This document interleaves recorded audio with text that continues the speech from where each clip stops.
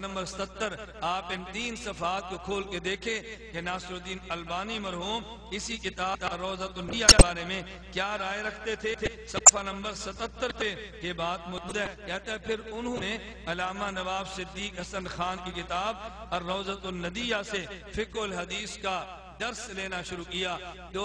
اتنے بڑے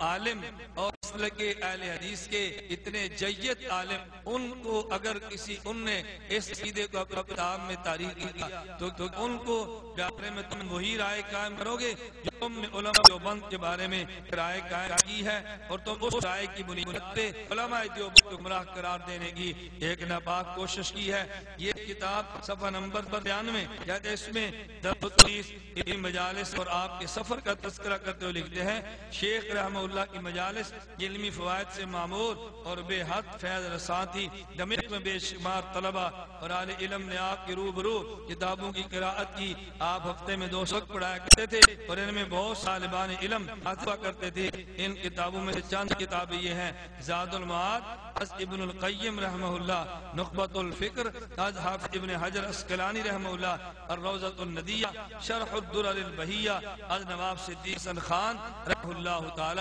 اب یہ کتاب نواب صدیق حسن مرحوم کی ہے جس کی اہمیت علامہ ناصر الدین البانی کیا اس قدر ہے، تو آپ اندازہ فرمائیں وہ کس قدر مسلک اہل حدیث کے جید اور نامور عالم دین ہوں گے۔ اسی کتاب کے صفحہ نمبر 100 پر یہ درج ہے الروضۃ الندیہ کا تذکرہ کرتے ہوئے شیخ البانی رحمہ اللہ کی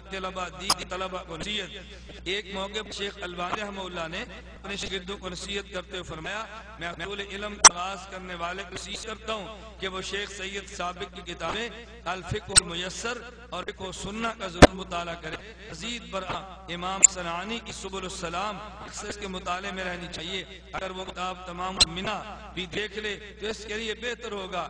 میں اسے روضۃ الندیہ از شیخ ابو طیب صدیق حسن خان کے مطالعے کا بھی مشورہ دیتا ہوں۔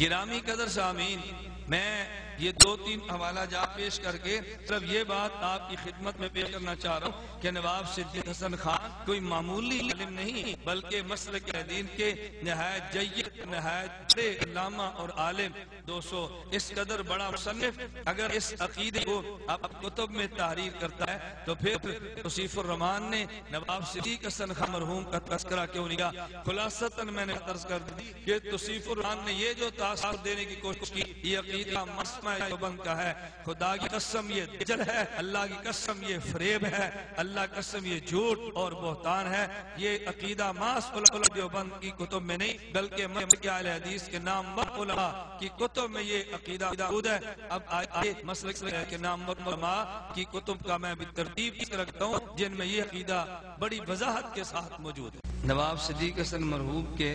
حالات زندگی پر مشتمل کتاب ان کے صاحبزادے جناب سید علی حسن خان صاحب نے معاصر صدیقی کے نام سے تحریر فرمائی ہے۔ اس کتاب کی جلد نمبر 4 صفحہ نمبر 38 40 پر نواب صدیق حسن صاحب نے جو کہ ان کے ارشادات منقول ہیں آپ اس کو ملاحظہ فرمائیں اور اس کے بعد فیصلہ یہ کریں کہ یہ مسئلہ وحدت الوجود کا جس کو کفریہ اور شرکیہ عقیدہ کہہ کر توصیف الرحمان علماء دیوبند کے کھاتہ میں ڈال رہے ہیں، نواب صدیق حسن صاحب جیسے اہل حدیث علماء کی رائے اس کے بارے میں کیا ہے؟ نواب صاحب کے بارے میں یعنی وہ تحریر کرتے ہیں بہرحال اس مسئلہ وحدت الوجود کا دار و مدار حضرات صوفیاء کے کشف و شہود پر ہے اور علماء اور صوفی نے اس کے متعلق بہت سی کتابیں اور رسائل کے ہیں، مثلاً طبقہ قادریہ میں شیخ محی الدین ابن عربی وغیرہ، آگے ایک علماء کی لمبی فہرست ہے جن نے اس مسئلے پر کتب تحریر کی ہے۔ آگے لکھتے ہیں ہم چونکہ ان اختلافات کے بعد پیدا ہوئے ہیں اس لیے ہم کو طرفین میں سے کسی ایک کی طرف جذباً میلان نہیں ہو سکتا۔ مذہب وحدت وجود اور مذہب وحدت شہود بدوں پر اگر نظر ڈالی جائے تو جس طرح ایک جانب بہت سے دلائل ہیں اسی طرح دوسری طرف بھی بہت سی دلیلیں ہیں۔ ہم اعتقاداً لازم ہے ہم کسی جانب ضلالت اور گمراہی کا خیال دل میں نہ لائیں کیونکہ اس میں بہت سے علماء کرام اور مشائخ اعظام کی تدلیل و تکفیر لازم آتی ہے۔ وحدت وجود کی اس بات یا ابطال میں لب کشائی نہ کرنی چاہیے۔ اگر خود فہم ہے تو اپنی فہم پر قناعت کرے، اور اگر وہ نہیں جانتا تو ان اقوال کو ان کے قائلین پر چھوڑ دے۔ وَأَنَّ هَذَا صِرَاطِي مُسْتَقِيمًا فَاتَّبِعُوهُ وَلَا تَتَّبِعُوا السُّبُلَ فَتَفَرَّقَ بِكُمْ عَنْ سَبِيلِهِ ذَلِكُمْ وَصَّاكُمْ بِهِ لَعَلَّكُمْ تَتَّقُونَ۔ نہیں جانتے ہم وجود و شہود، یہ باتیں ہیں دو اور خدا ایک ہے۔ پھر لکھتا ہے کہ مسئلہ وحدت وجود و شہود جس سے مراد ہستی حق اور نیستی خلق ہے، اور یہی اعتقاد اس مسئلہ کا روح ہے۔ اگر مخلوقات کی نیستی کو زمانے حال و استقبال میں پیش نظر رکھا جائے تو یہ امر شرع کے اصل مقصد کے منافی نہیں ہے۔ البتہ جو اختلافات اقوال و احوال اور اس کے شر و بسط میں پیدا ہو گئے ہیں، کوئی شک نہیں کہ وہ شریعت سے کسی قدر بودھ رکھتے ہیں اور ایک عالم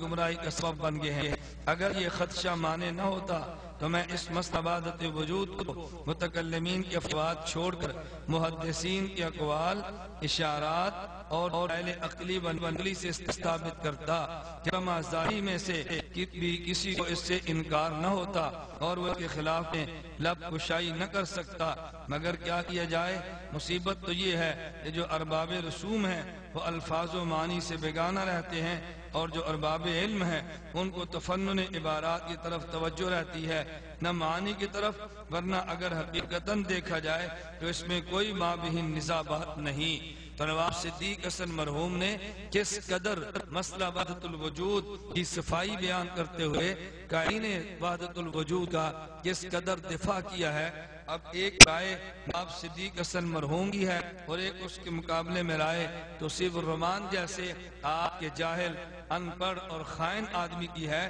تو فیصلہ آپ فرمائیں کہ آپ نواب صدیق حسن مرحوم کی بات کو ترجیح دیں گے یا آپ توصیف الرحمان کی بات کو ترجیح دیں گے۔ اور توصیف الرحمان نے جو وحدت الوجود کے عنوان پر فتوے لگائے ہیں، ان فتووں سے کیا نواب صدیق حسن مرحوم بچ سکیں گے؟ پھر یہی نواب صدیق حسن خان مرحوم جناب ابن عربی کے بارے میں کہ جو وحدت الوجود کے عقیدے کے بانی شمار کیے جاتے ہیں، مسئلہ وحدت الوجود کے بانی وہی تصور کیے جاتے ہیں، انہی ابن عربی کے بارے میں علماء کی اگر مختلف آراء سامنے آئی ہیں تو نواب صدیق حسن اپنی کتاب التاج المکلل کے صفحہ نمبر 175 پہ اپنے محققین کا مذہب اور مسلک، اپنے محققین کی رائے نقل کرتے ہوئے ان الفاظ میں تحریر فرما رہے ہیں۔ کہتے ہیں قلت والمذہب الراجح فیہ علی ما ذهب الیہ العلماء المحققون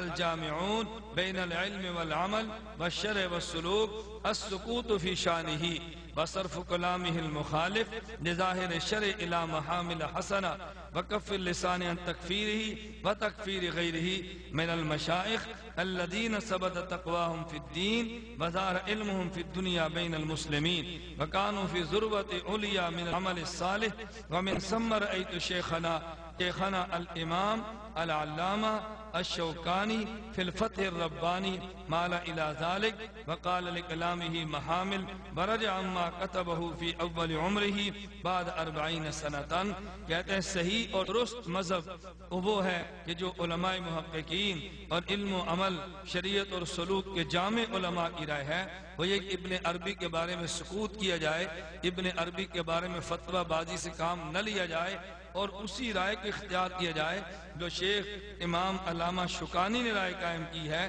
اگرچہ وہ پہلے اول عمر میں ابن عربی کی ذات پر فتویٰ بھی لگایا کرتے، لیکن 40 سال بعد انہوں نے اپنے اس فتوے سے رجوع کر لیا، اور یہی نواب صدیق حسن اپنی اسی کتاب التاج المکلل کے پہلے صفحہ 175 پہ یہ مذہب راجح نقل کرتے ہیں، اور یہی نواب صدیق حسن مرحوم اپنی اسی کتاب التاج المکلل کے صفحہ نمبر 176 پہ ابن عربی کے بارے میں رائے قائم کرتے ہوئے کہتے ہیں وَأَقُولُ فِي هَذَا الْكِتَابِ إِنَّ السَّبَابَ مَا ذَهَبَ إِلَيْهِ الشَّيْخ احمد سرہندی مجدد الفسانی وشیخ الاجل مسند الوقت احمد ولی اللہ المحدث